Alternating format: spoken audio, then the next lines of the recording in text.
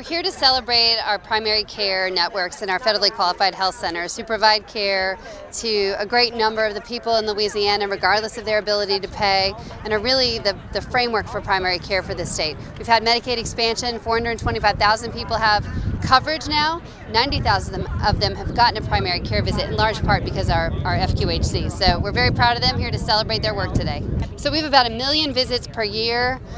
We have over 100 throughout the state, so lots of FQHCs, lots of patients being seen, dental, medical, primary care, so the comprehensive needs of people, again, regardless of their ability to pay. So they really are mission-driven organizations. My name is Geralda Davis, and I'm the Executive Director of the Louisiana Primary Care Association. The Louisiana Primary Care Association represents 34 federally funded, private, nonprofit, and public community health centers across Louisiana that serve more than 344,000 patients annually. LPCA promotes community-based health services through advocacy, education, and collaboration with community partners. Our goal is to ensure that every Louisianian has access to affordable, quality primary care services. Louisiana's community health centers conduct over 1 million patient visits annually, serving over 340,000 individuals. They provide high-quality dental, mental, and primary care services to communities across the state. We are here to unveil the results of an exciting new economic impact study conducted by Capital Link earlier this year. The study sheds light on the tremendous economic impact that is generated by Louisiana's network of federally qualified health centers, commonly known as community health centers.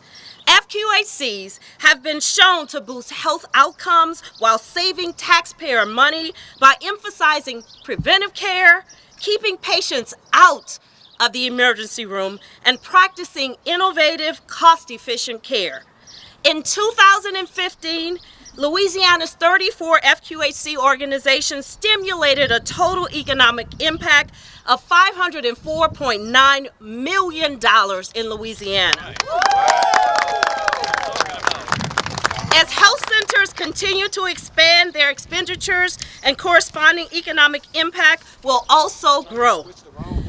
By emphasizing the importance of preventive care and steering patients away from the emergency room, Louisiana's FQHCs are instrumental in driving down the cost of patient care.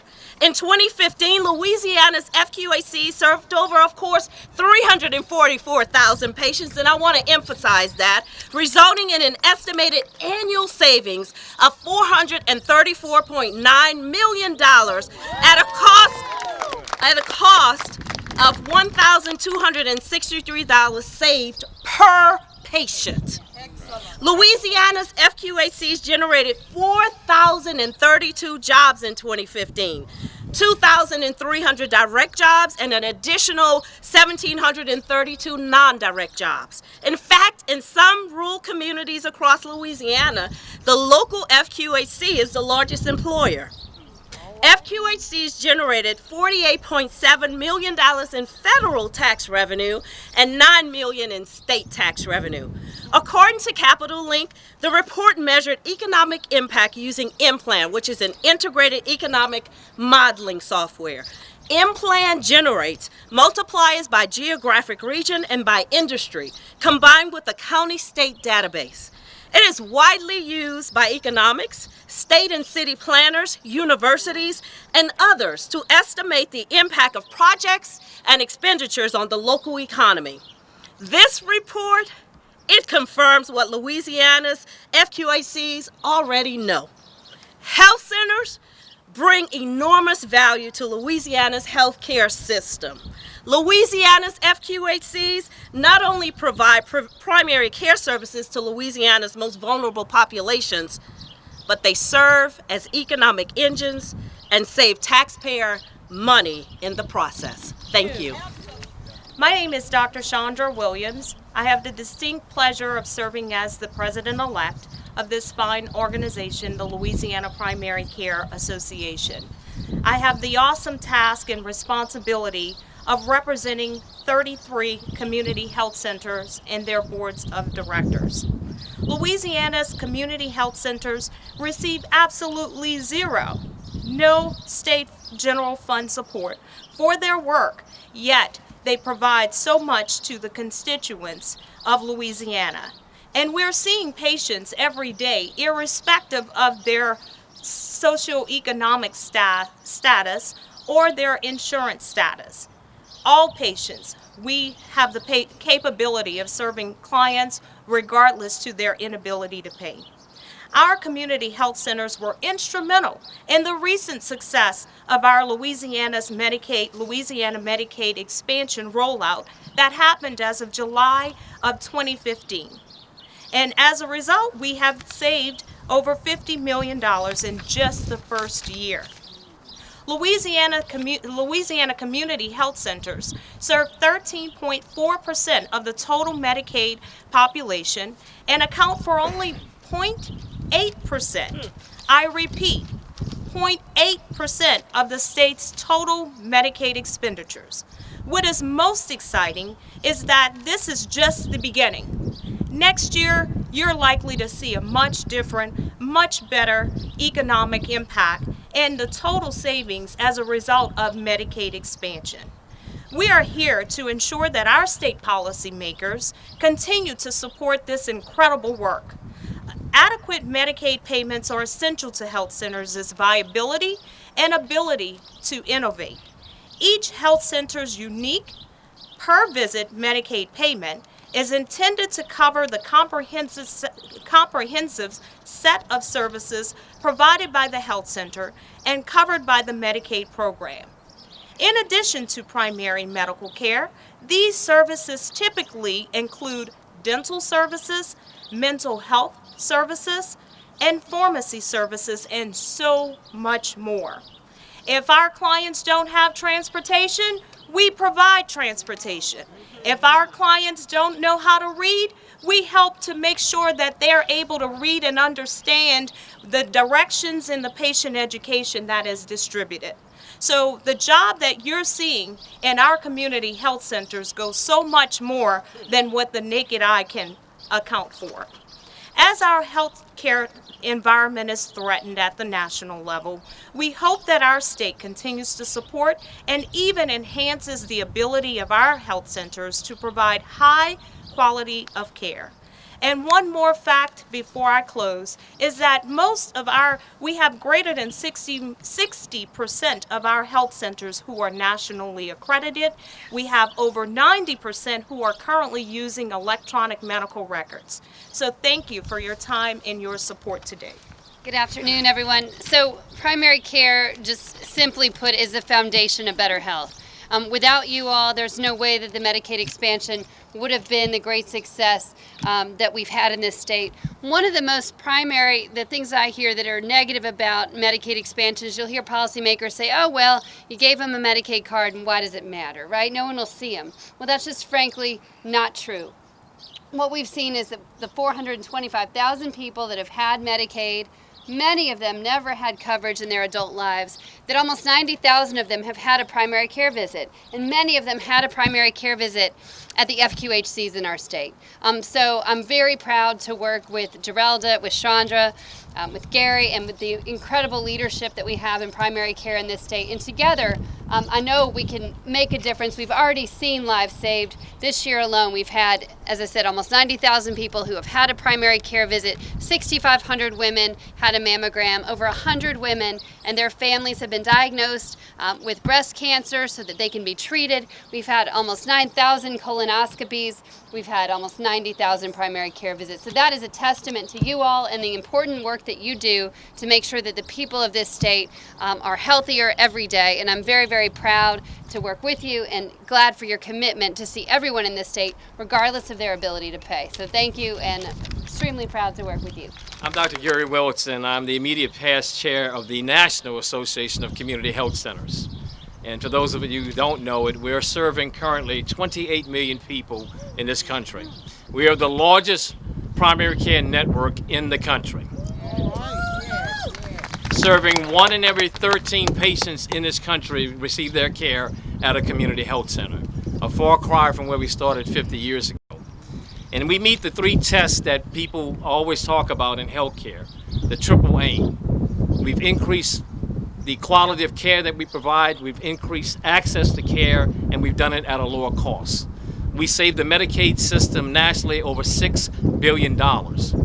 But more importantly, those 28 million people that we treat, each one has a story.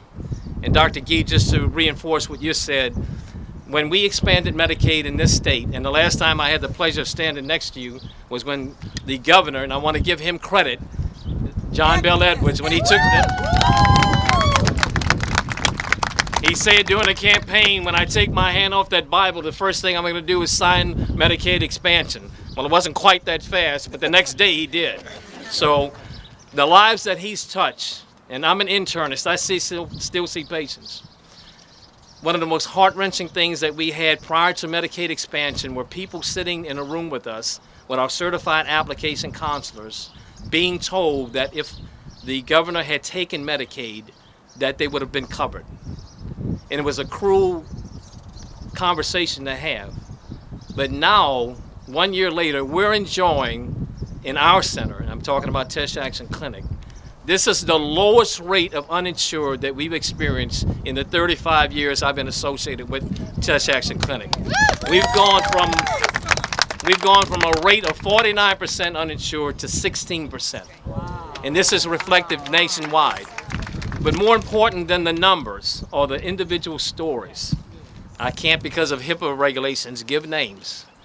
But I can tell you we've had people that had undiagnosed diabetes, undiagnosed hypertension, had malignant occult colon cancers that we've picked up, mammograms that have picked up breast cancer, and just the security and peace of mind of people knowing that they have care that doesn't put them at risk for the number one cause of bankruptcy in this country, and that's the cost of medical care being received in an emergency room or hospital and you're uninsured. So we have a lot to be grateful for in the state of Louisiana.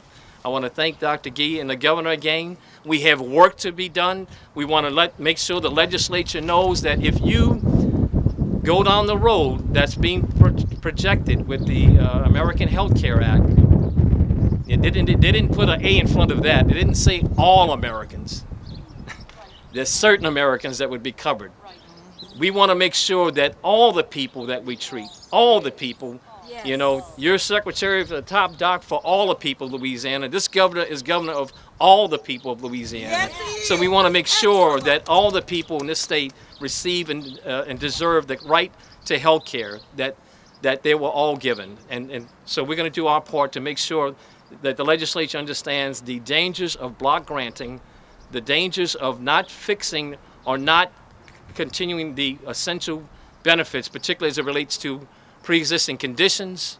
The caps, the per capita caps would be catastrophic, so we want to make those points known to them. Thank you for your time and attention, and again, we're proud of Louisiana. We are proud in this state. We know that we have been ranked 48, 49, and 50, but with the leadership that we have, we know that we can turn this thing around, and we stand ready to work with the state government and all partners for the good people of the state of Louisiana. Thank you. Thank you all for coming out on this beautiful day. My name is Anthony Luczak. I'm a pediatric nurse practitioner, a certified pediatric nurse practitioner in primary care.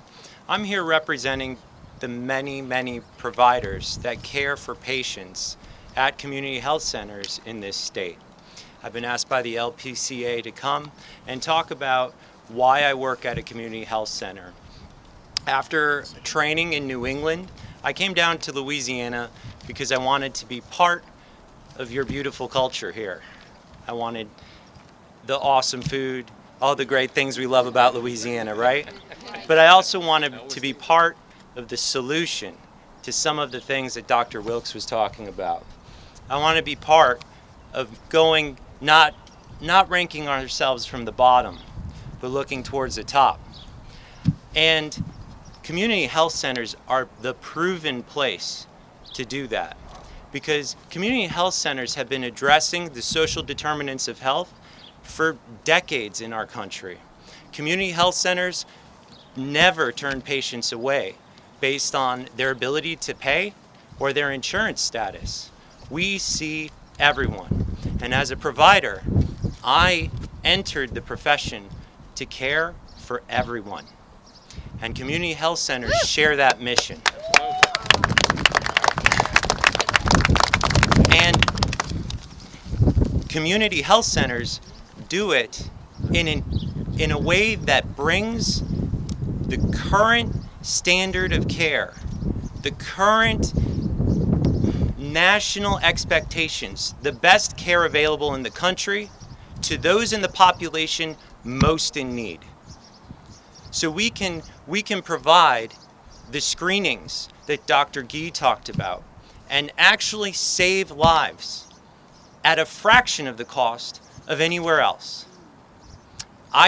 Working at a community health center, it's part of my job to be part of the solution to some of the problems that our pediatric populations face, and we all know about, with literacy, violence, education, unemployment, and obesity. So this is just me. My colleagues that are professionals caring for mental health, psychiatry, dental, family practice, internal medicine, we all are reaching out into the community and collaborating as part of the safety net and beyond to bring the health of Louisiana to the next level.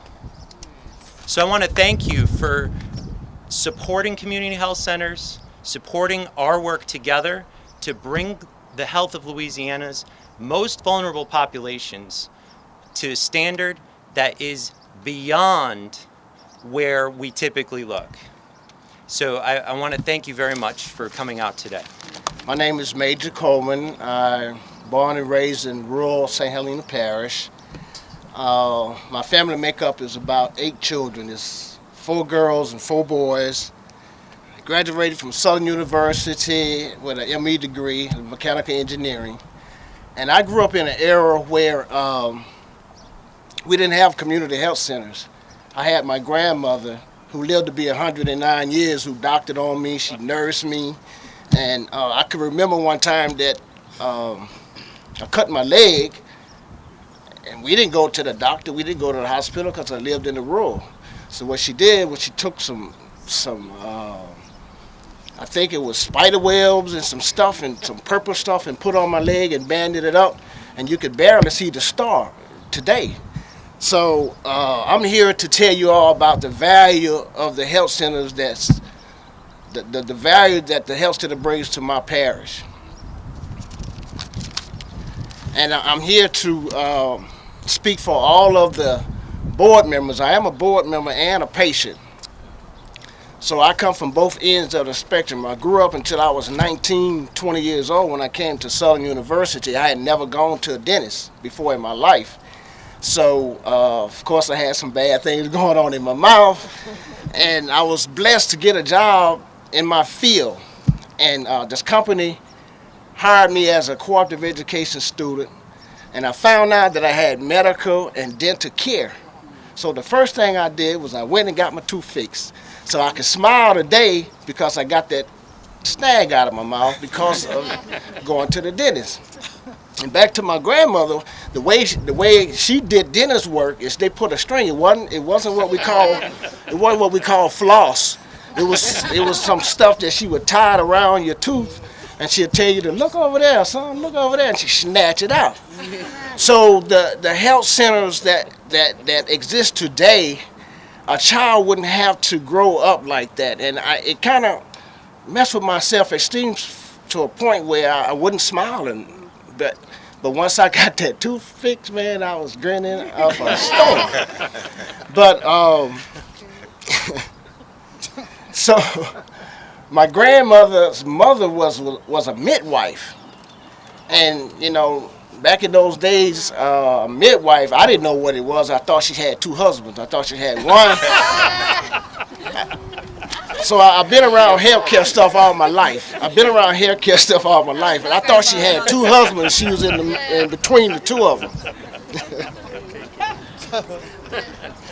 And back in those days, you know, my grandmother lived to be 109, so she was born in the 1800s. So back in those days, they had what they call house calls. The doctor would go to the houses. So I can imagine in my imaginary mind my great-grandmother going to deliver a baby. But that brings me to the point where health centers are doing today. I know at my health center, Southeast Community Health System, we have purchased or in the process of purchasing vans so we could go and pick up patients and bring them back and forth to our clinics for their appointments. So that's one of the values that, you know, looking back on my life, that if I would have had it, then I could have, you know, maybe had a smile earlier than I was 20 years old. So I could remember one time that my dad was pushing a truck, and my neighbor's truck had broke down, and we was pushing this truck and trying to get it going. So he had all the kids say, y'all stand on this bumper here so we could make it even. So my leg got caught in between the two trucks. Didn't go to the doctor. They called my grandmother. She put the purple stuff on it. She soaked it in Epsom salt. And after about a week later, or 2 or 3, maybe I was walking. But I said that to say this: if we had community health centers at that time with the school-based clinics, then I could have gone without having insurance. We didn't have insurance because it was too many of us. It was 8 of us. I could have gone to the rural clinic, school-based, and got some service there. So that is another value that centers bring to my parish. Okay. As I say, the first dentist I went to, I must have been 20 years old. I got the job, and I must have had about $5,000 worth of work done in about a month. But I took advantage of it, and most children don't have that. And once I got out of college, I continuously had insurance until I go back to the other spectrum. I come back home after 2002 without a job, and then I didn't have insurance again. So thank God that the community health center was there to rescue me.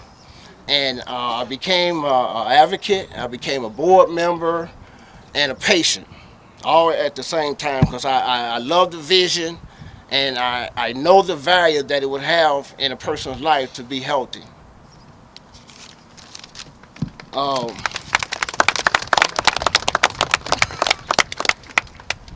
And as I was saying, getting back to the house calls.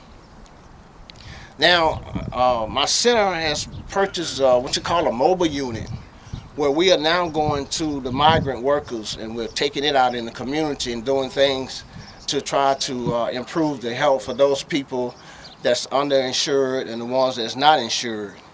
Our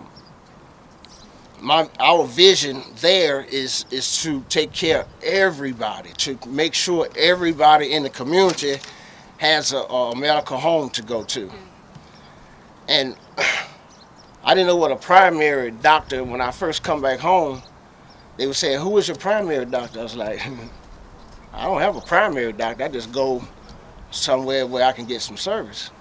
But most of the time, if you don't have that primary care, you're going to go to the emergency room, which is going to cost the state and the federal government lots of money. And I've been hearing, and I know because I've been a board member for about since 2007.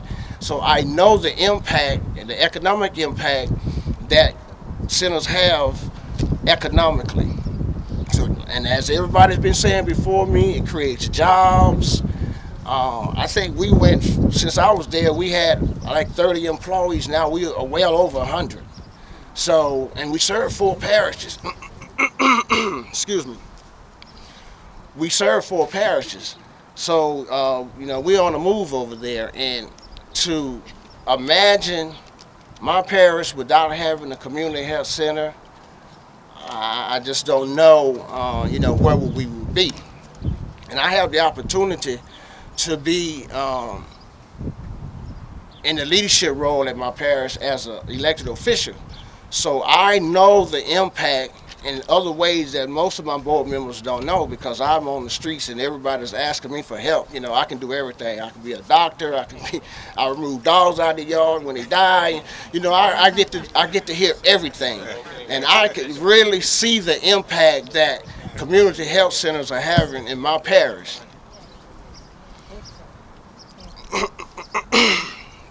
Excuse me.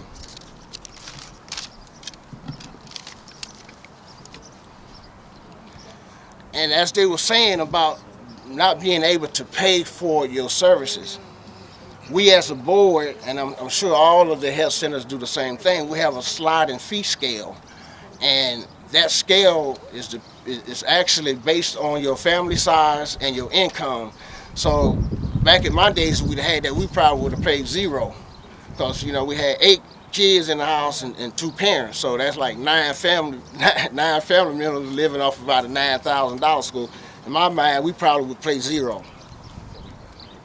And as I stated before in my introduction, I could see the impact because of my leadership role in my parish.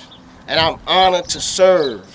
I am honored to serve because I know the impact that it would have on a child when they're not healthy. It impacts them with their self-esteem, their study habits, and all sorts of things like that. So with that, I'm going to close. I got a whole lot more to say. They told me I had 2 minutes, and I told them I was going to take 3. So I'm going to close now by saying that I am honored. I am honored to serve this community, this state, and this country when it comes to making our constituents healthy. And God continue to show favor to our health centers. Thank you. Well, thank you for supporting us and coming to hear about Louisiana's community health centers. Thank you. Okay, for everybody here, we're going to go in front. Sure. What we do is we provide comprehensive care, and we do it at a reduced rate. We provide quality care. All 100% of our health centers have electronic health records. We know what we're doing. We have certain measures we have to meet by the federal government, and we are saving money by providing that care. We serve, I think it's about 13% of the Medicaid patients in this state, and we don't even get 1% of that budget. So we're saving money, and that's what we're trying to tell our state legislators, how we're saving money for the state, and we're doing it efficiently and effectively. Look at our numbers. We're providing comprehensive care. When someone comes into our shop, we're usually providing not only primary care, dental care, behavioral health care. So they have a one-stop shop. They don't have to say, okay, I'm coming in for my primary care visit, and then I'm going to take and go maybe 5 weeks later and maybe go to a dental appointment. No, they come into us, we're going to see you, we're going to do whatever we need to make sure that you don't have to then 5 months later have another appointment. So we're saving money. We're keeping them out of the emergency room. They're coming to us. We have after hours. We're open non-traditionally, unlike most physician practices. So they can come in after work and they're not missing work, they're not missing school, and they can come into us. Some of our centers are even open on the weekends. So we're saving money by keeping them out of the emergency room also. They're funded federally. We receive a certain grant for each center, and it's based on the patient population. We also utilize reimbursement from Medicaid, Medicare, and private insurance. We take all patients regardless of ability to pay. LPCA would like to see support, more support, because we have tons of support from our legislators. We'd like to see more support because there is a certain patient population that's not covered by Medicaid expansion. We'd like to see them help us to reduce even more the uninsured population we have, and we can help them do it cost efficiently. You can come and go to our website at lpca.net, and we have a listing of all of our community health centers. We serve not only the regular population, we even have school-based health centers also. So please come. We have a health care for the homeless program. So please come and utilize our services.